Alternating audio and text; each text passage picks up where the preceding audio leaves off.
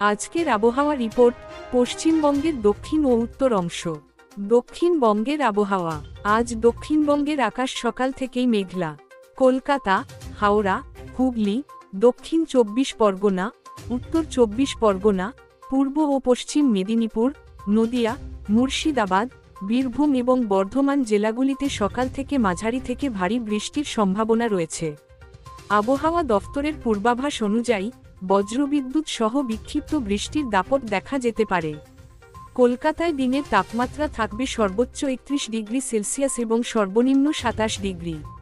বাতাসের আর্দ্রতা 85% বেশি, যার ফলে গরমে অস্বস্তি বাড়বে। বাতাসের গতি ঘন্টায় 8 থেকে 16 কিলোমিটার দক্ষিণ পশ্চিম দিক থেকে। বৃষ্টির সম্ভাবনা দুপুর থেকে সন্ধ্যার মধ্যে সবচেয়ে বেশি। দক্ষিণ 24 পরগনা, উত্তর 24 পরগনা, নদিয়া এবং পশ্চিম মেদিনীপুরে ভারী বৃষ্টির সতর্ক জারি করা হয়েছে।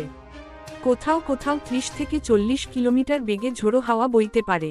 বজ্রপাতের সম্ভাবনা থাকায় সাধারণ মানুষকে সতর্ক থাকার পরামর্শ দেওয়া হয়েছে।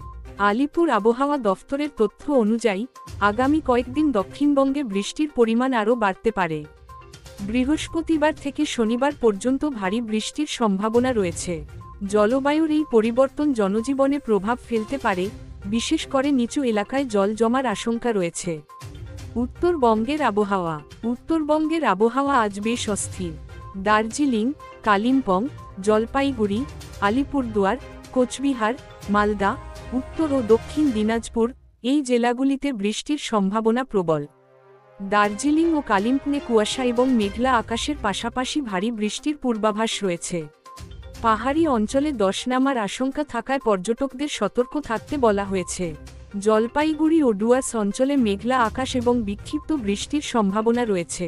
আলিপুরদুয়ারে দিনের সর্বনিম্ন তাপমাত্রা 25 ডিগ্রি সেলসিয়াস, আকাশ থাকবে মেঘে ঢাকা।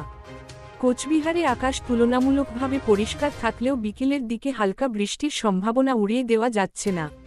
উত্তর দিনাজপুরে মেঘলা আকাশ এবং হালকা বৃষ্টির সম্ভাবনা রয়েছে, অন্যদিকে দক্ষিণ দিনাজপুরে আবহাওয়া থাকবে মূলত পরিষ্কার।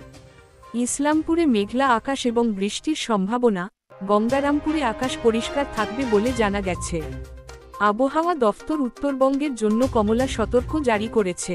বিশেষ করে দার্জিলিং, কালিম্পং, জলপাইগুড়ি, আলিপুরদুয়ার এবং কোচবিহার জেলাগুলিতে প্রবল বৃষ্টির সম্ভাবনা থাকায় নদীর জলস্তর বাড়তে পারে।